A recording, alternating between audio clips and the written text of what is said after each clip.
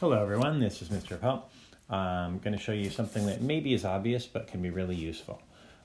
If we have two different expressions with exponentials, so let's say we have something like 5 to the x power is equal to 5 to the third power, it's pretty easy to figure out what x is. So even though we're solving for an exponent, because the bases are the same, the only way this equation can be true is if the exponents are the same.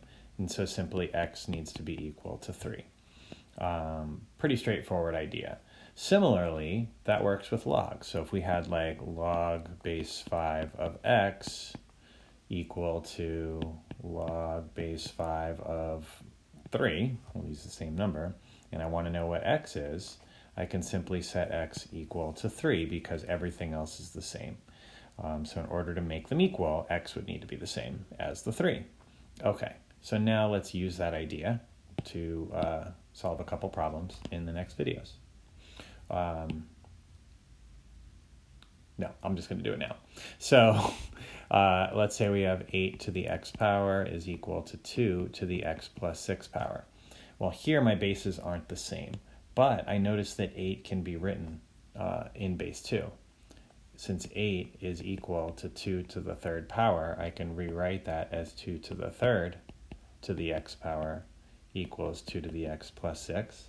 Then I can use my power rule, 2 to the third to the x, we multiply the exponents, so that becomes 2 to the 3x equals 2 to the x plus 6. So now that the bases are the same, the only way this equation can be true is if this exponent and this exponent are equal. And so we can simply solve that equation, which is a pretty easy one to solve. And so x is equal to 3.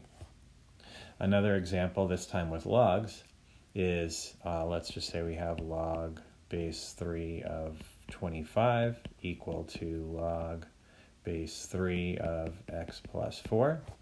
Here we already have the bases the same, and so we simply solve the equation. 25 is equal to x plus 4, and so x is equal to 21, subtracting the 4. And that's it. That's all for now. Thanks.